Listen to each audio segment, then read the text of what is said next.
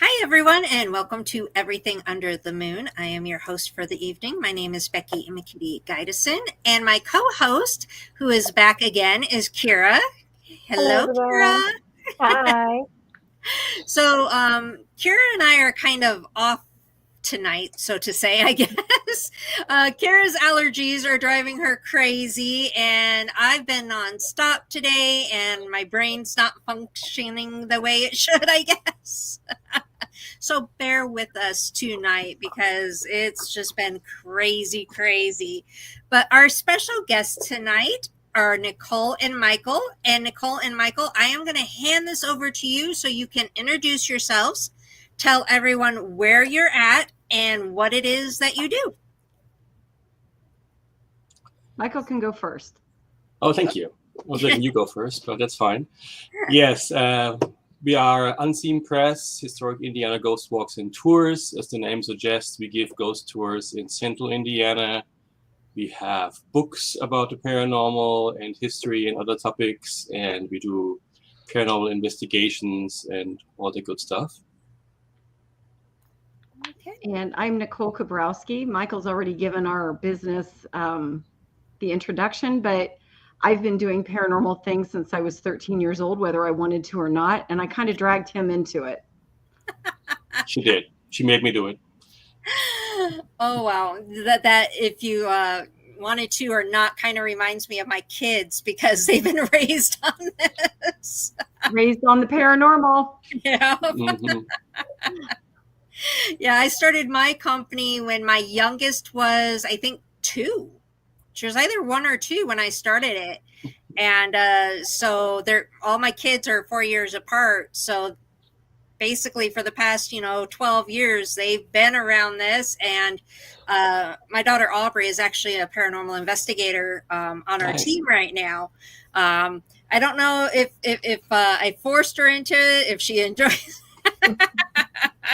I think it's a little bit of both. I think she enjoys it, and sometimes I force her into it.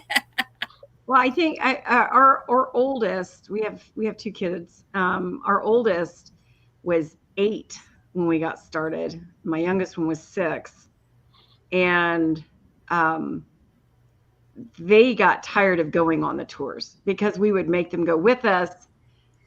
Because in the very beginning we only had like 1 or 2 tours, and so when we'd have the tours, they would go with us. And then finally they were like, hey, can we have like a secret code word so that we can stay home? And they got just a little bit older, and it's like, oh, okay, that's fair. Because, now, my daughter, she would be more into it, but she's got a little one. And my son, he believes, but he's in the military. He goes, Mom, I believe these things exist, but I believe they should be left alone. I guess depending on the situations, sometimes they should be left alone. But yeah, he's very practical. So I always like to kind of switch things up a bit, and we pick random questions to ask our guests, and this is just to get to know you type thing, okay? Before we get, to the nitty and gritty type stuff. So let me, if I can see here. All right. Okay, this is one of our new ones that our co-team member May suggested we put in here. If there is a movie franchise you would love to be a part of, which would it be? So like an example, like Marvel or Disney or something like that. You have one, Michael, because you automatically laughed. Well, I'm just thinking about the franchises we watch, and probably not the ones most people will think about. But I'll let you go first. Oh, well, that was bad. Okay. So I don't honestly want to be part of any of the paranormal ones. That's sad, but I don't. The only one, and it's not really a franchise. I would have loved to have been a part of the Lizzie Borden Chronicles. That's about as close as I could get. But based on the things that we watch, I would want to be a part of like the Gilded Age, and that's not even a movie. But the Downton Abbey. I would do something like that. What about Okay, you, Michael? what about you, Michael? I was thinking of the Thin Men series. Or Star Trek. I would do Star Trek. Well, that's one thing. But the Thin Man series from the 1930s and on, a couple that was doing crime solving, and we don't do as much crime solving, but since we are going ghost hunting together, it's similar. So that kind of works. Okay. And moving on to our next question. If you could meet any famous person, whether they're dead or alive, who would it be? Famous in what sense? Whatever. So for me, I would either want to, going back to Michael's Thin Man movies, I would like to meet William Powell, who was the husband in that. He was an amazing actor. Or famous in my world, one of the people that I wrote a true crime book about, who's also a ghost on a tour, is Dr. Helene Alicia Hermine Canabe. And I would love to meet her because I would like to get the full scoop directly face to face with her about who did it. Yeah, she's definitely up there for me too. She's behind Michael. Yeah, I was pointing at her.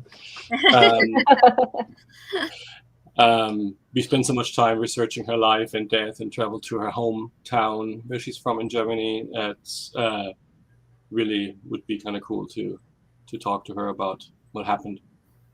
What about Robert Johnson? Well, yeah, I do like the blues. So Robert Johnson or Muddy Waters would be pretty cool to meet.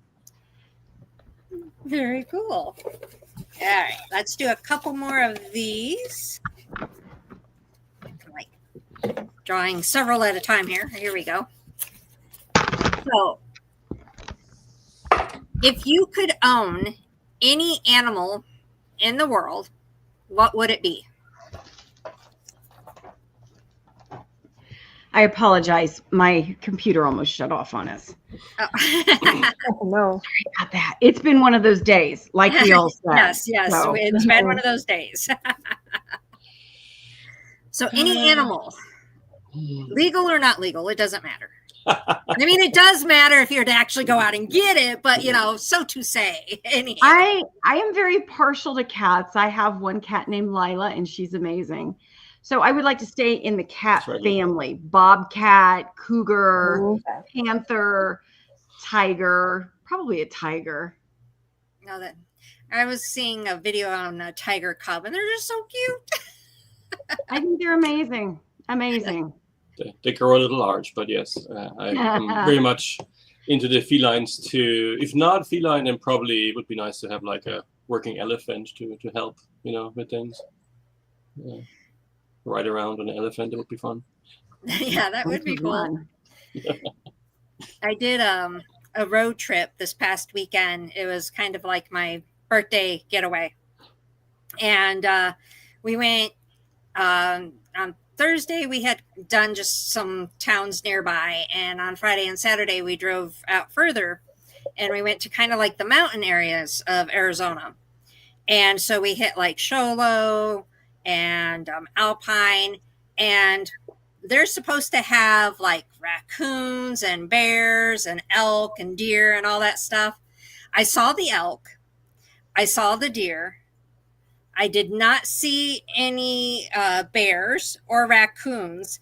And I kept teasing my husband that if he found a raccoon, that he needed to kidnap it and bring it home. And I was going to name it Rocket. And if he found a second one, I was going to name it Miko. And we were going to have them as pets. But raccoons are illegal here. But You're going to add to your menagerie at home, Becky. I know. I love animals so much. And I'm on like this raccoon kick lately. I was on a sloth kick. Now I'm on this raccoon kick. It'll change in a couple months, and I want another animal to add to my pretend zoo that I can't have. But our property backs up against a trail, and so we have deer and coyote and squirrels, chipmunks, and we do have raccoons. When I feed the birds, they will come out. And they will ask for, they will try to get into the bird food. And if I have like apples that have gone past where they really should be. I kind of pitch them out there for the animals, and they'll come up, they'll be eating it, and we hear them on our patio. Oh, I would love that. Being in Arizona, we don't get that. I mean, not in my section of Tucson, but we did have javelina come into our yard a few weeks back. Wow. Yeah, and those you don't want to mess with, though. So we just kind of, looked at them and said, "Oh, they're cute," but we're not getting anywhere near them. Respect is key sometimes. So Becky, you started to mention all the creatures you've seen, and I was waiting for Bigfoot mention or something like that. No, I haven't seen Bigfoot back here, but Arizona. It's too hot. I don't think Bigfoot would want to be in Arizona. Indiana's hot too, but we do get quite a bit of Bigfoot sightings here. Yeah, but see, you have your 4 seasons. Arizona has hot and then less hot. Yeah. You sometimes get them all in one day. So people think we're kidding, and we're not. Yeah, see, in Arizona, especially during the summer, you open your door and it's like opening the oven door. So I really don't think, Bigfoot would want to be here. No. I think he would run away. I don't think this would be somewhere he would want to come. But we do have, the javelina. We do have coyotes. When you get up into the mountains, that's when we get the other animals. But, in the desert, it's a lot of snakes and bugs and things I don't like. What is your biggest bug out there? Oh God. Well, dangerous wise, it's not. Well, we got the scorpion. Yeah, that's what I don't was know if thinking. you'd really want to call that a bug, but we got the scorpion. We have the tarantula, but they're not really that dangerous, I guess.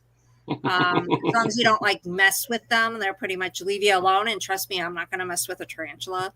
And then we have the wolf spiders, and we have the black widows. What else do we have bug wise that's kind of dangerous out here? I don't know. I can't think of any other bugs. I just know we have big, ugly bugs that I don't like. You have tarantulas and you have black widows. That's enough for me. Yeah.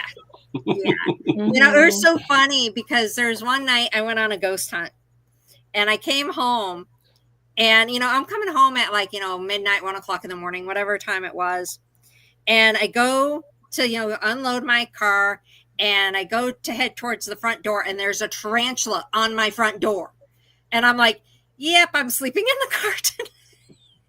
I literally had to call my husband and be like, come rescue me. There's a tarantula on the door. No. Sounds about right. Yep. Yeah. I would not go in the house until the tarantula was long gone. I was like, I'm not going. And my husband's like, it'll leave you alone. I'm like, I don't care. It's on my door. No, ma'am. Yeah.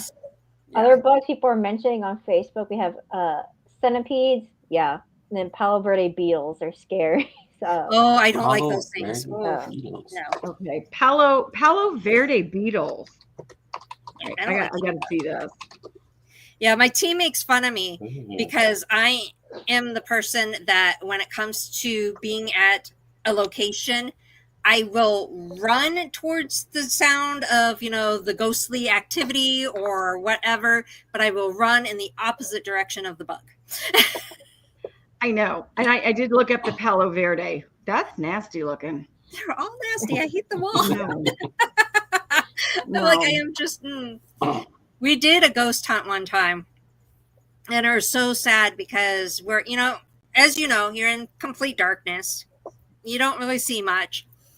And I'm in this room, and I was with a trainee, and it was a guy, and we're sitting in this room, and all of a sudden I just saw something black scurry across the floor. I didn't know what it was. To me, it could have been a freaking tarantula. It could have been, I don't know what else, but I was like, oh my God. I screamed. The guy also saw it. The guy got up and ran out of the room and left me in the room by my freaking self. I was like, oh my God, So I hurried up out of the room. This was one of the times that my husband was with us. So he went and located what it was, and it was a mouse. And I was like, okay, it was only a mouse. I can handle that. But I was just like, the guy left me there, and I hate bugs. I guess you had to retrain the trainee then. Yeah. Right. Let's go and do one more question here, and then we'll move on. Let's see. Oh, okay. What was or is, maybe you're doing it now, your dream career? If you weren't doing this, what would you be doing? Oh. Well, for me, I am doing my dream career. So, and I was. So I was recently downsized from my day job, which was in training and development. And that is my making super duper good money job, right? And it was a fantastic. I love it. I have a master's in adult ed. It's a passion. But ever since I was a kid, like 13 years old, I wanted to be a writer. And so I do write. It's not my main gig, but I do write. And I've written, I don't know, I've lost count how many books, 20 some books, almost 30. And so those are like my dream jobs. Really. Okay. What about you, Michael?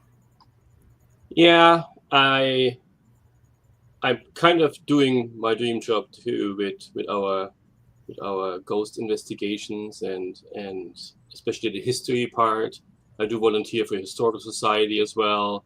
So the history part especially is what really intrigues me, and I'm really always focused on to get as much as we can that makes sense to the locations we're going to get the history down and really figure out what's going on, which we believe helps anyway with the ghosts. So the history part is kind of if I could do that full time in my day job, I work with IT and computers, which is nice. And when the computers work, it's satisfying.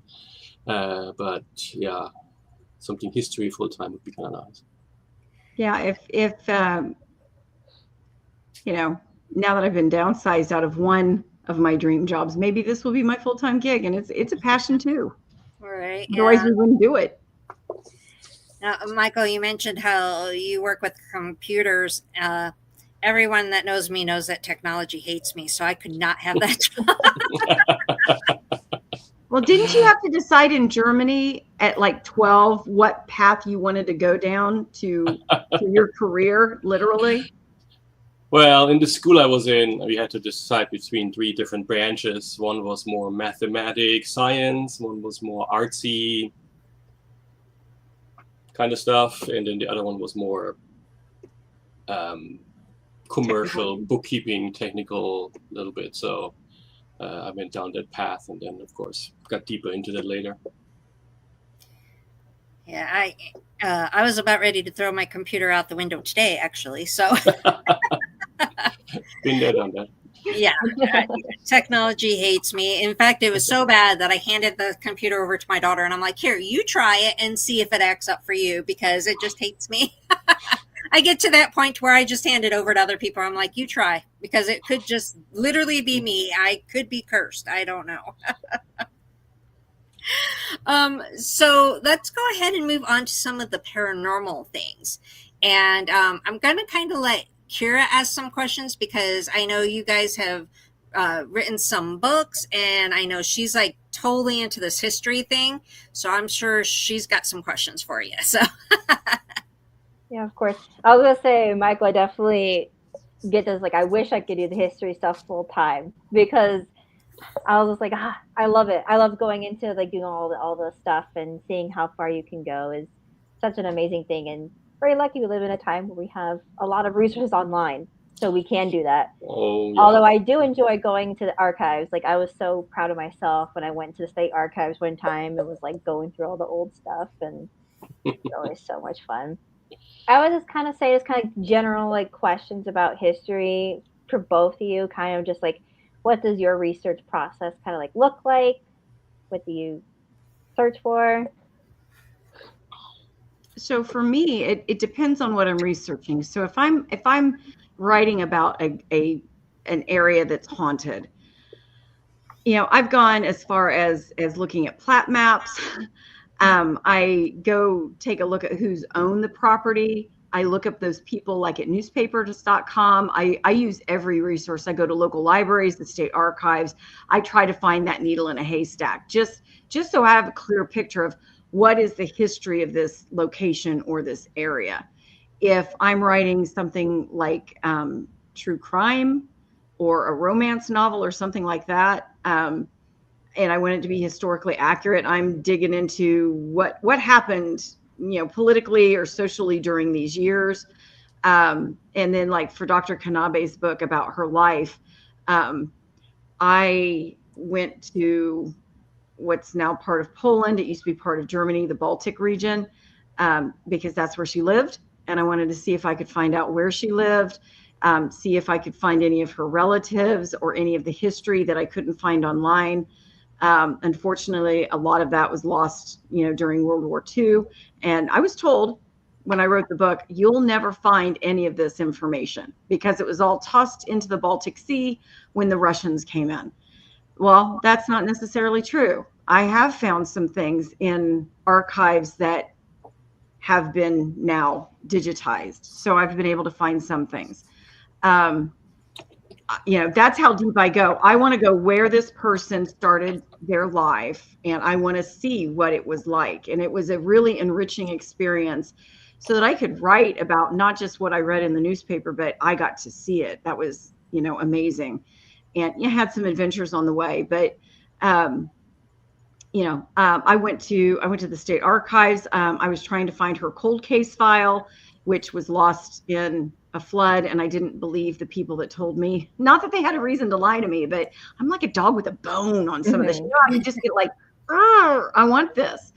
And I actually had an acquaintance who was part of Homeland Security, and I said, hey, could you, I wouldn't normally ask this, but could you use any of your clout to go talk with these people to see if maybe they have it and they just forgot or they don't want to say anything? And he said, well, this guy is pretty honest and pretty cool and everything, but he did follow up and he said, no, there is documentation that it was lost in a flood and they threw it out. So, yeah. And then there's our state archives that doesn't let you, like when I did my fractured intention book, I wanted to get some, not just what could you be put into a mental hospital for back in the day. I wanted to see like patient records. And at the time, they had what was called a prescription book. And in the prescription book, it wasn't like what you think of when you think of, well, take 2 pills daily. It was actually a write-up of what those patients, what they were diagnosed with and what they were experiencing. So I was able to look at those, and then I was able to look at patients prior to 1930. And then later they reinterpreted the law and nobody gets to see it unless you're a relative. So I have gone to my state archives and said, hey, could I have a look at these? And never works. But I try. Exactly. That's awesome. I love to hear how far you go and stuff. I love that. Yeah, I'm of course right there with Nicole when we do these research adventures most of the time. Our current state archive is in a pretty, not the best area of town of Indianapolis, and they're just building a new one now, and I'm really excited to see how that's gonna look compared to it. But talking about archives, remember the one, Nicole, in Berlin? We went to one trying to get records for Knabe that they might have had a copy there or something. Oh. But that was quite the experience there. It was like in a area they used to have very fancy homes, mansions and everything, villas, and there was this archive building too, which was kind of an experience. Yeah, they told us that they told us eventually that they did not have it, but even if they had, I couldn't look at it because I wasn't a blood relative. And I'm like, I can make that happen.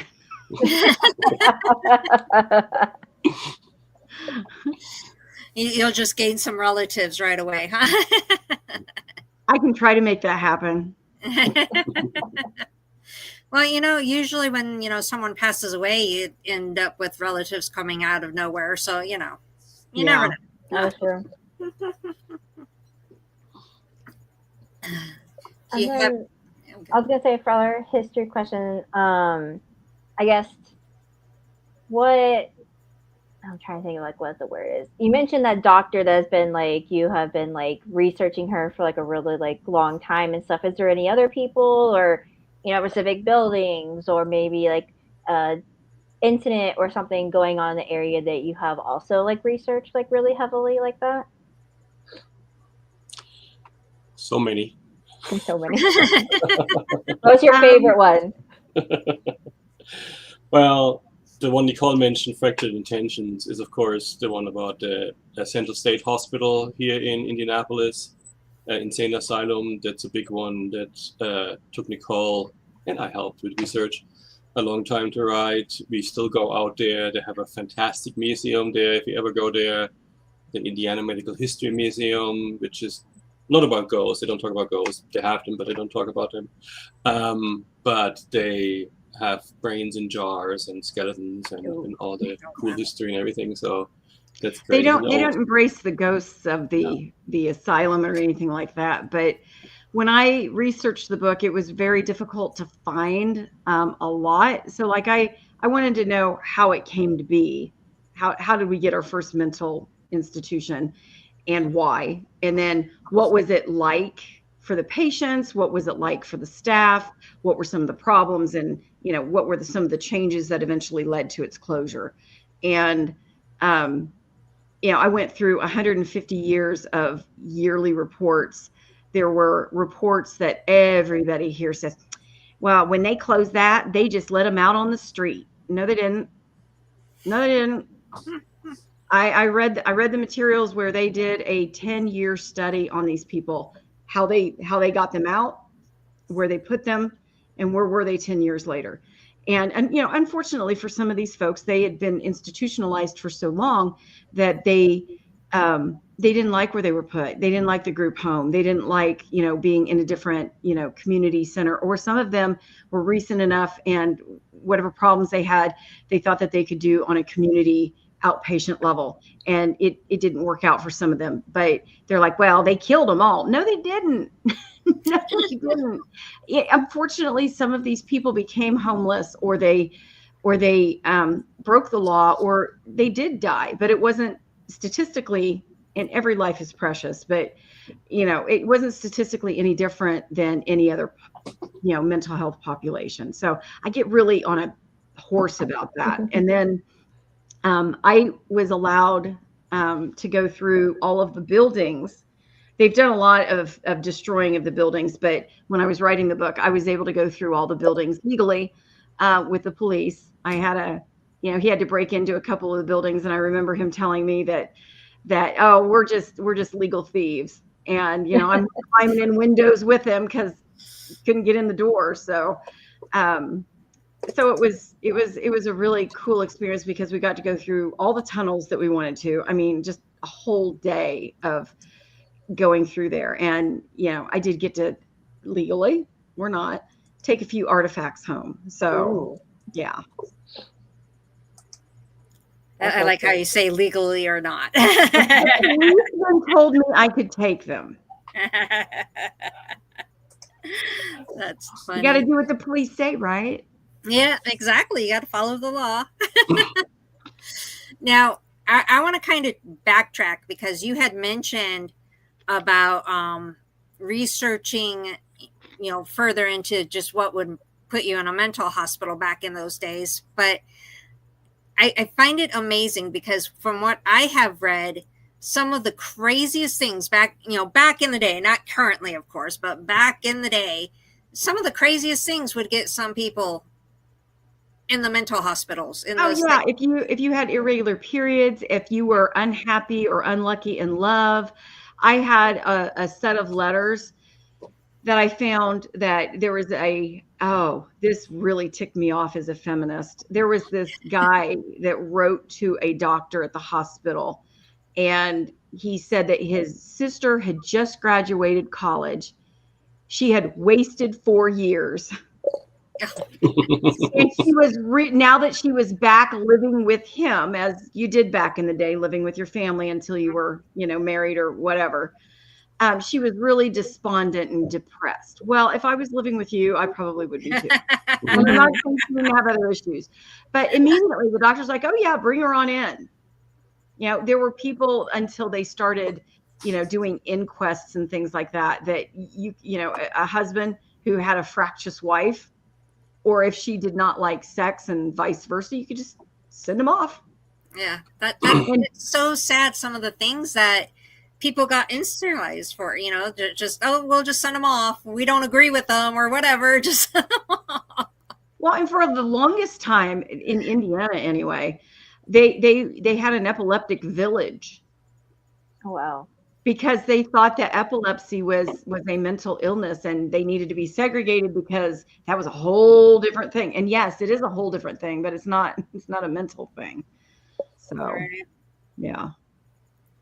Well, I know religious excitement was one that also mentioned quite frequently. Like they got too excited with the religion, and then they had to go. Yeah, like if you were somebody that was part of an evangelical religion, or you got like religious fervor, they'd send you over there too. Oh, dang. It's sad how many people ended up in places like that for literally no reason, just because someone was like, oh, they need to go here type thing.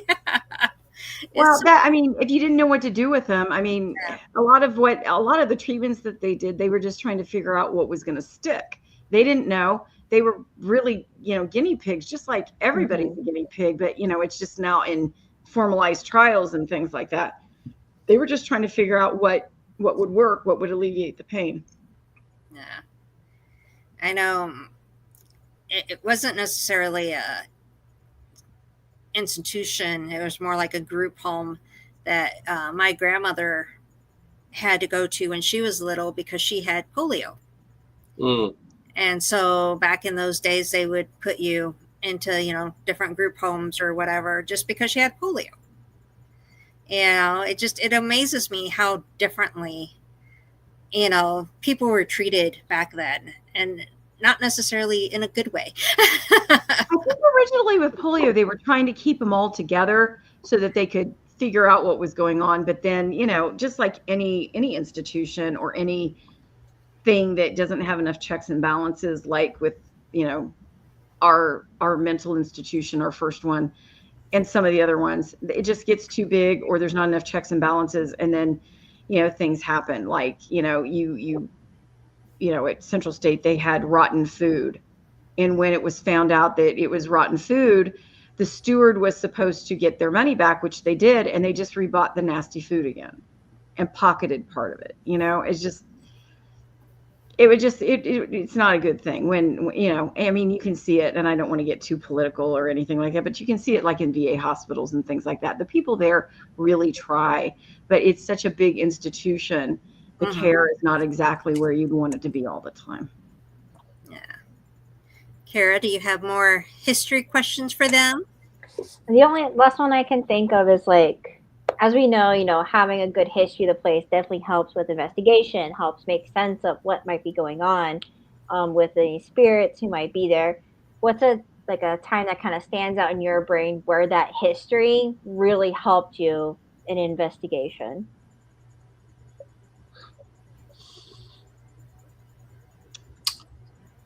So many. You want to talk about Sam? I was actually thinking about Sam. So we do some investigations. We go to places and we investigate, but then we also work with organizations that have haunted buildings, and we do them as fundraisers. So people pay money, they get to keep it, the organization keeps it, and we get to go in and volunteer our time to investigate. And at the Hamilton County Historical Society in Noblesville, Indiana, we've had a run-in with a guy named Sam, and he, over the course, because we've been doing this for 13 years, over the course of many months there, we came to know Sam and found out his mother through conversations, dowsing rods, ghost box apps, things like that, and mediums, that he lost his mom to disease when he was young.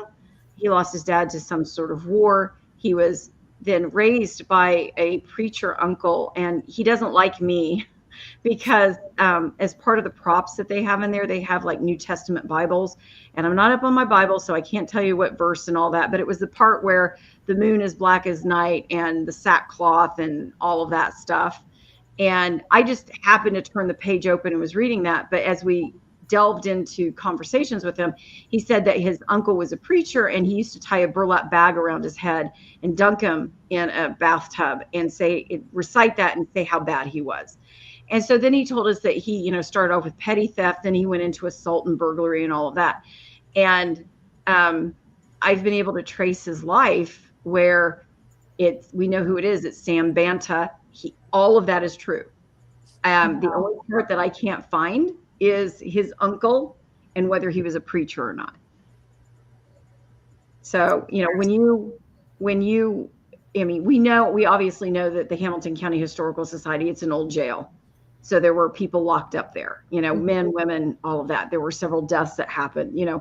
I wrote stories about that place before we'd even started doing these. So we were pretty up on the history there. The people that run it are just fantastic about sharing the history. And then, when you have the triangulation of all this information and then you can go verify it, it's amazing. Yeah, that's for sure. Michael, do you have anything to add? Well, I was thinking of another one that we investigated for just as long, the Athenaeum building in downtown Indianapolis, where the Ratskeller restaurant is, German building. So having the experiences there and talking to the people and alive and dead and doing the research, especially for me, connecting with the German Americans in there has been pretty cool over the years.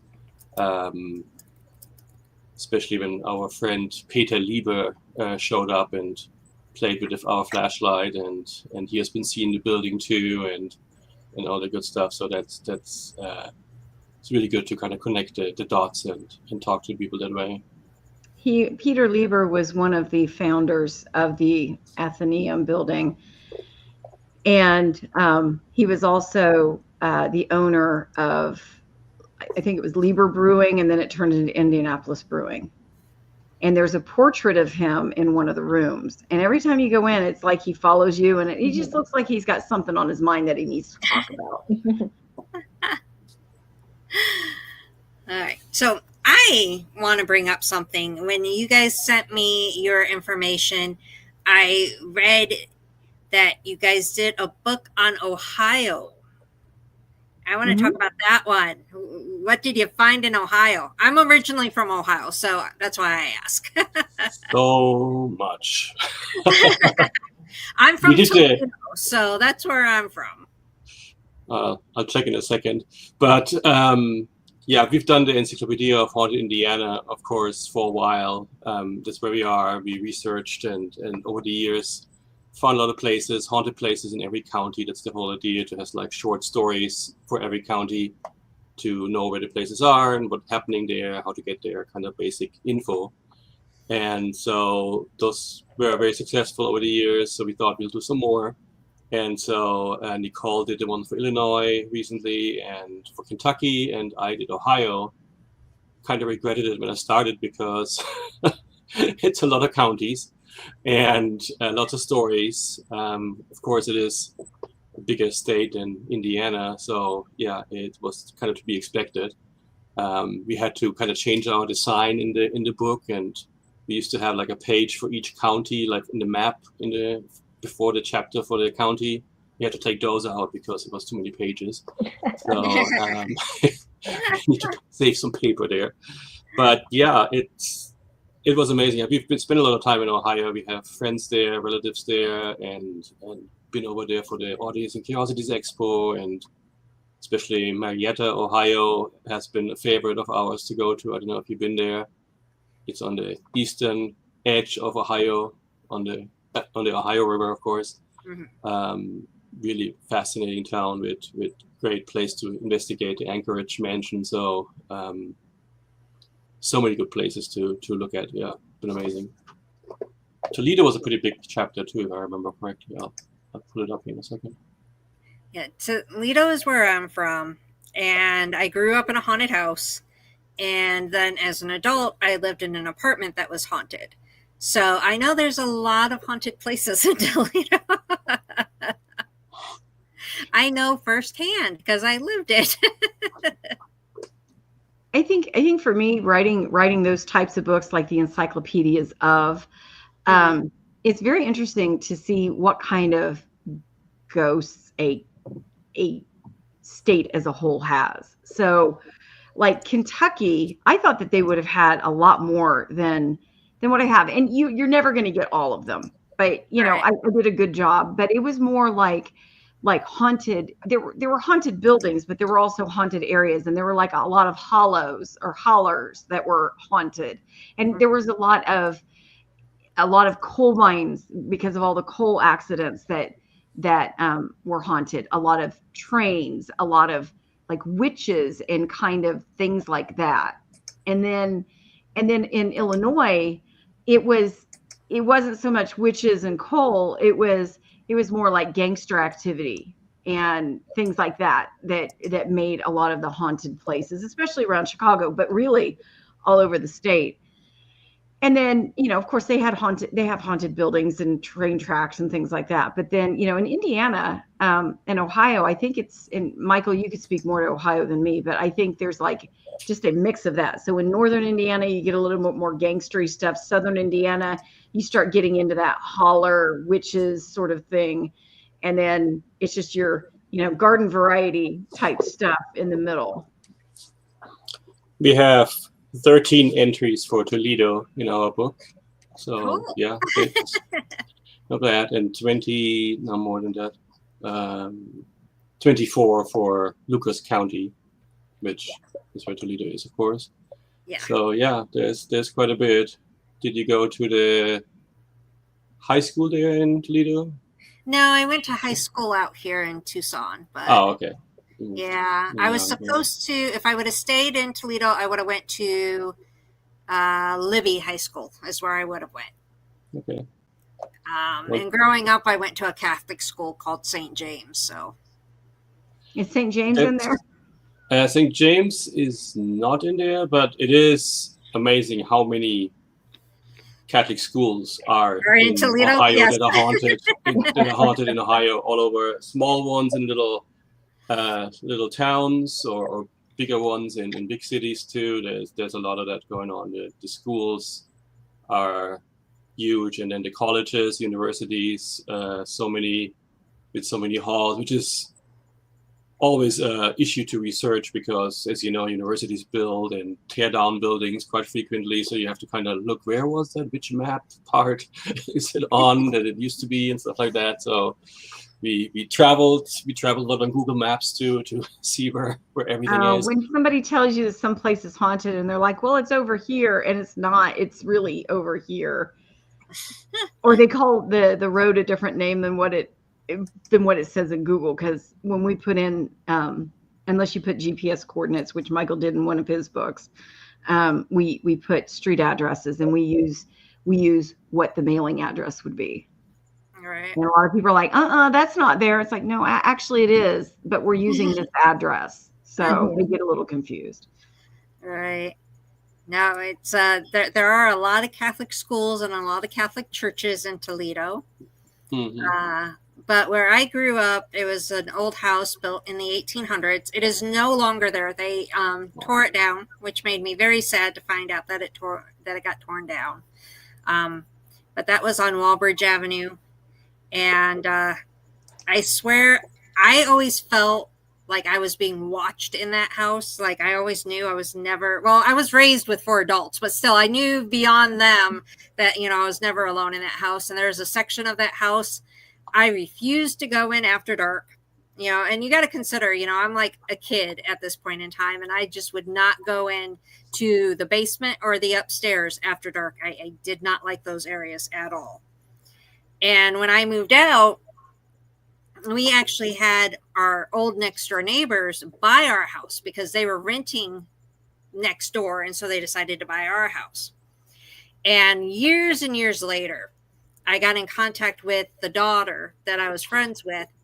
And I just happened to make a comment on Facebook one time going, has anyone ever lived in a haunted house?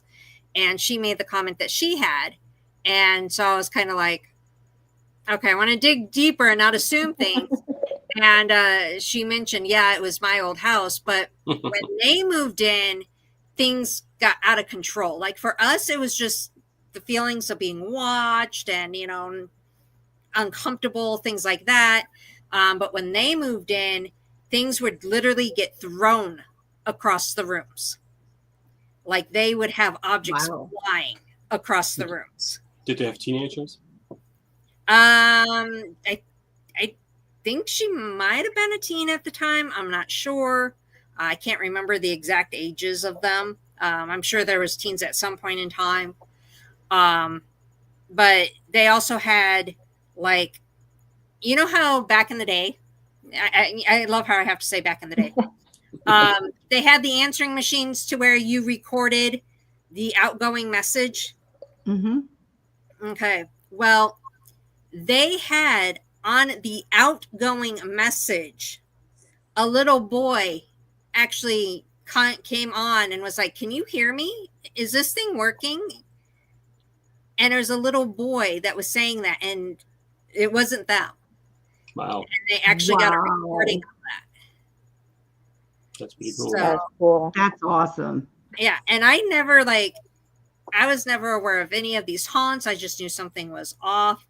I would have so loved going back now, since this is what I do, for a living, and to go back and explore it. But like I said, it's gone.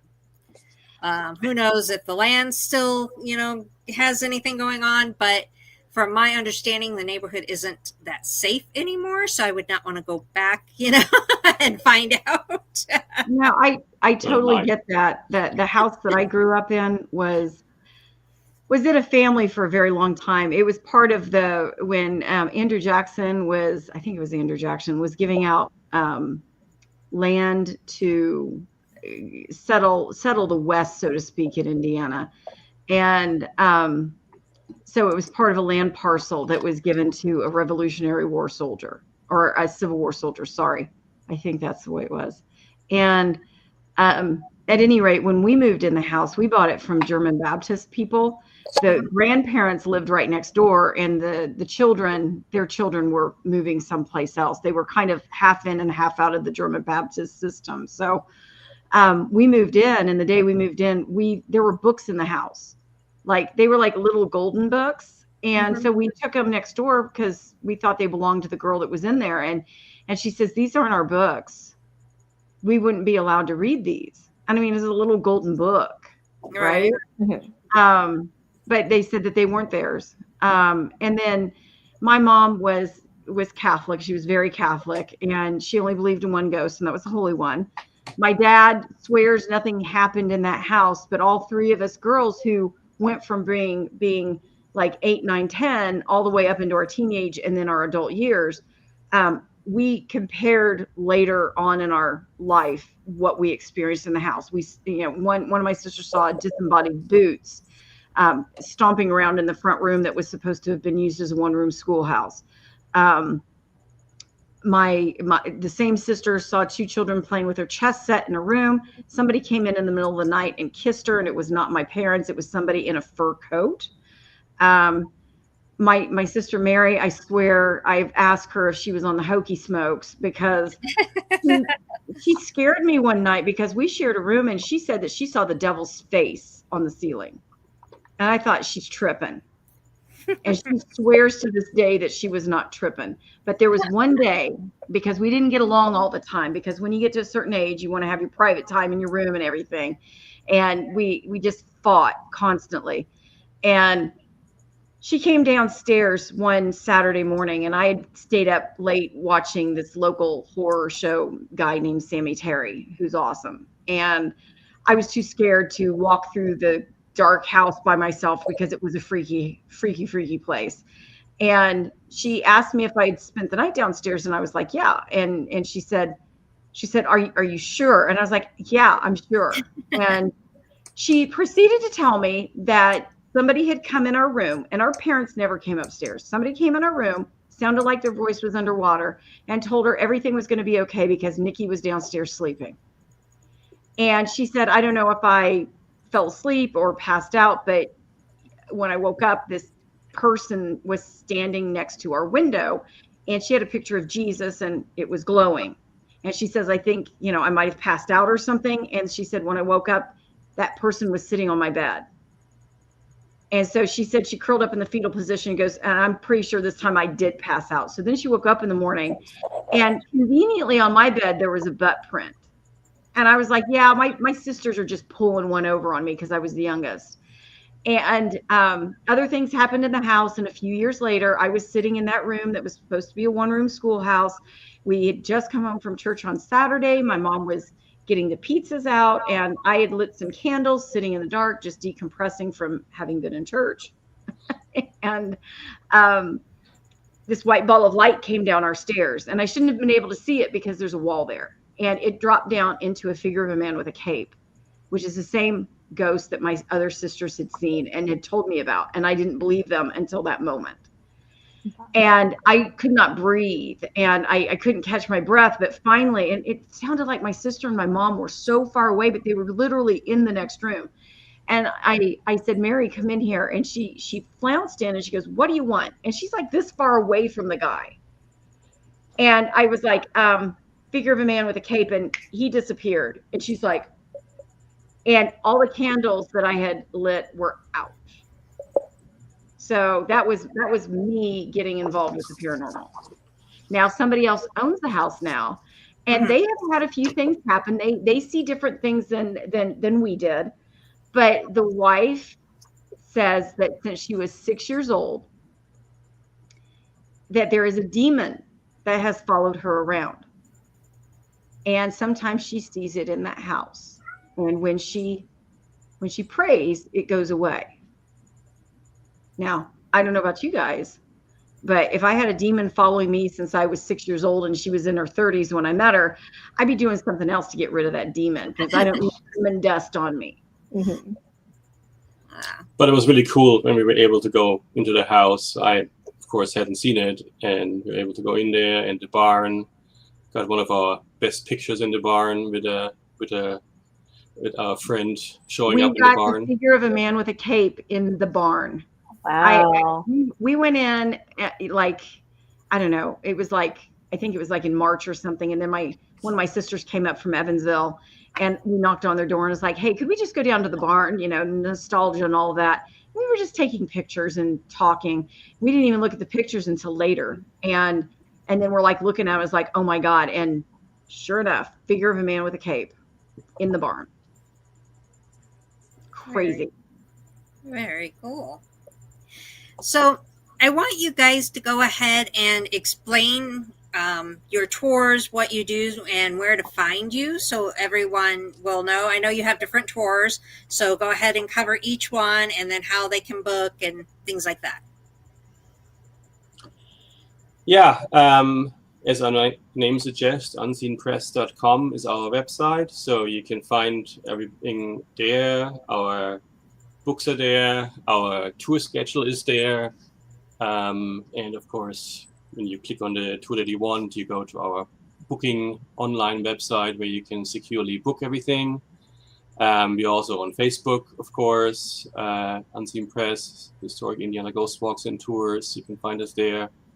And we have tours, several tours in the area. We have two in Westfield, Indiana, which is a smaller suburb town of Indianapolis, Noblesville, the county seat of the county north of Indianapolis. We have two in Indianapolis. We have one in Anderson, Indiana, where Nicole is from. We don't walk by her old house, unfortunately. It's too far out in the country. We used to give bus tours and drive by there, but that's a little expensive to hire buses these days, so we don't do those much anymore. But yeah, we have these tours. We have them scheduled already into October, and of course, October, our busiest season. For us here, we have normally 4 ghost walk schedules every weekend to cover it. Sometimes a bit more Thursdays as well, depending how Halloween falls and what else goes on. We have a lot of private tours. We do, of course, in September, October too, and sometimes year round. And our investigations we schedule on there too. Sometimes we book them through us. Sometimes we book them to the organization that hosts the event, depending how they like to handle things. But yeah, we have our 3. We mentioned the 2 already that we're doing. We're going to do again, hopefully soon, one in Boone County, which is another county close to us. The seat of the Boone County Historical Society in Lebanon, Indiana. And the house is the Strange and Cragen House. Strange was the guy's first name. And had some good strange experiences in there, good and strange ones. So they had a little good strange ones. Yeah, they had some damage on the storm last year, so we haven't been in there for a while. So we're really excited to go back in there, help them raise funds, and see how the ghosts fared after the damage. And our tours, some of them have themes. So like we do an Underground Railroad tour. We don't actually go underground, but we have a lot of stories from the Underground Railroad. And then we also give a nice big glug of history with all of our tours. And then in Indianapolis, we go into 2 historic areas, the Chatham Arch Lockerbie area, and then the wholesale district. And so you really kind of get a flavor for, what was it like in that area during that time. And the good thing about the Indianapolis ones especially is that they've still got a lot of the old buildings there. Same with Anderson, which is a much smaller place where I grew up. But it's really cool to walk through the town when there's not a whole lot of people around, and you get that suggestion going with, the darkness and all of that. And once again, where is it that people can book your tours and find all your info? Unseenpress.com. Okay. All right. Is there anything else you want to say to our listeners? Anything you want to throw out there that you feel is important before we let you go? Obviously, it's important to support local businesses, small, locally owned businesses. Important. We're very much into that. We can do a whole podcast about that, of course, or a couple maybe. But yeah. Yeah, local tour guides. Well, I don't think sometimes people realize that local tour guides, a lot of people have been doing this for many years, and all of us can agree history is so important. And when we call them, I don't know what everybody calls them, but we call them pirate people that come out, so like a lot of people will do like haunted tours, but they're not really like what we do at Halloween. And so they're kind of pirate people, kind of stealing some of your business. And I'm not saying that their things aren't good, like historic organizations and things like that. But when, people from outside your location come in and try to give tours or steal your scripts or take your scripts and just change them around to suit whatever narrative that they want to do. I mean, there's people that have tried to, change Dr. Kanabe's story. And it's like, nope, I wrote the book on that one. Nope. So I will scream that till the hounds come home. Would you rather have a local guide that knows the place and the locations and have investigated and wrote the books, not even that, but knows the area? Or would you rather, hire somebody or go to somebody who is just in it to flip a buck, if they even show up? Yeah. I've been preaching against the national wide tours for a while now, because they're moving in and they're really hurting the small local. They're degrading it. It's not fair. It's not fair to them because they did all the work, and these people are just coming in and either having like an AI do the thing or taking your tour and basically taking your stories. So, and it's not fair to the people that are paying money for these services. Right. They're not getting anything for their money. Yeah, they're not getting the true stories. That's right. Yeah. Whole reason why I'm going through a rebrand right now is because of this. So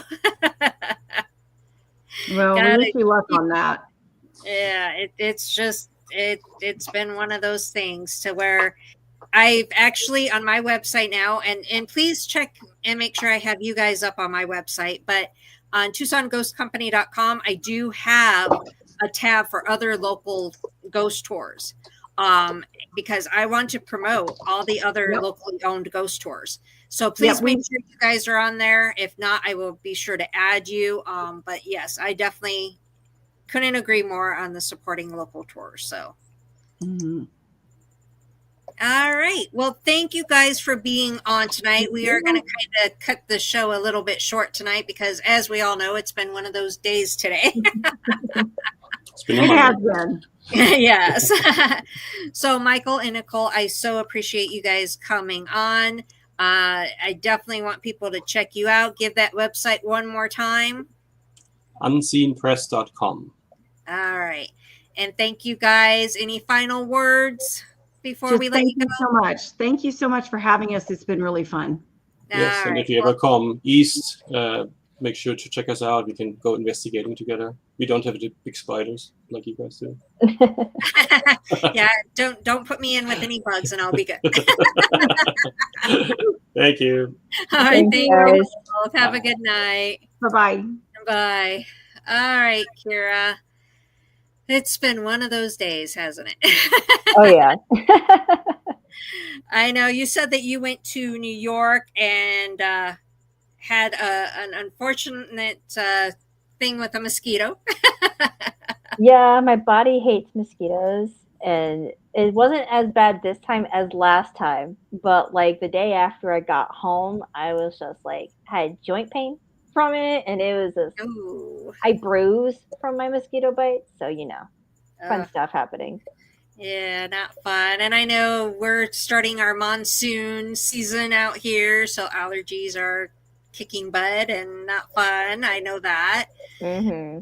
Allergies out here suck. I never had allergy problems until I moved to Arizona. So, and the thing is so funny is that they touted Arizona as like the allergy-free place to go to for a long time. So, because my grandparents moved to Arizona to get away from allergies.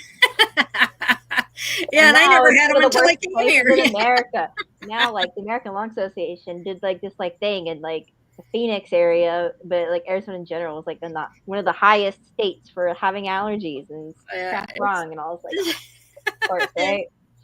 Yeah, it's pretty sad. I know. I'm surprised my brain's still working right now. As I said, I'm doing that rebrand for the company. And so today I was getting all the final stuff set up, like where, the booking up and available and the website updated and, getting our equipment because we have an investigation on Friday, everything, situated. And the website would not publish. It kept saying error, error, error. And I'm like, oh my God. So I finally had to contact the website and they're like, oh, that's on our end. As soon as we get it fixed, it'll get updated and published. But I was so ready to throw the computer out the window. Yeah, that's when you just walk away. I have to walk away a lot when it comes to like stuff, especially for work on my work computer. I'm like, okay, walk away before I cause property damage.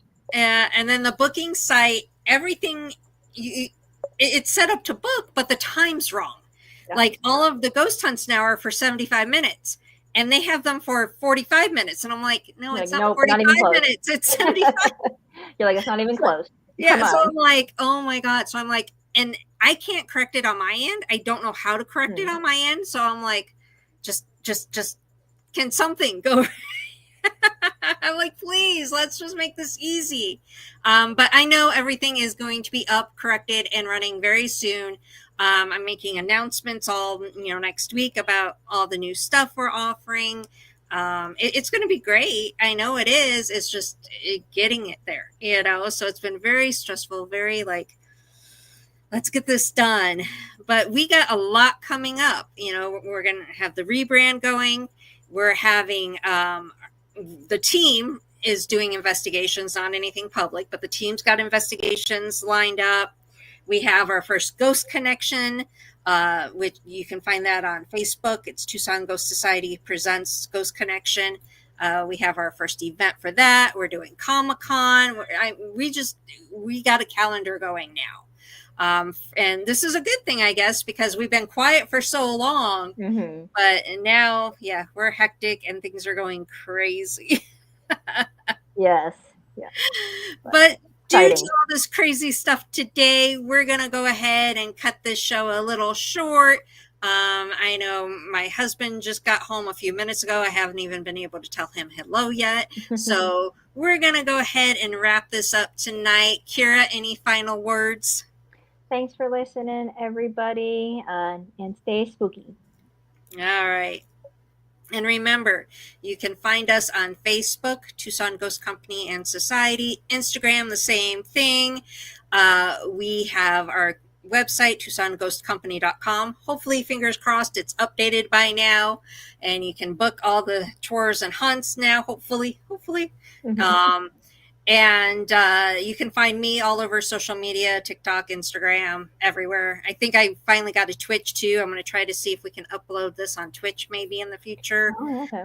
Yeah, so we're going to figure all this out. But definitely check us out, TucsonGhostCompany.com. Shop local tours only. Please do your research. I have that list on my website. It's brand new. And if you own a local tour and you're not on there, please contact me. Only local. I'm not going to promote these nationwide things. We want to help the small guy here, especially small, little family businesses. We definitely want to do that. But everyone, thank you for tuning in tonight. We're sorry to cut this short, but we appreciate you all. And remember, until next time, you're never truly alone. Good night, everybody.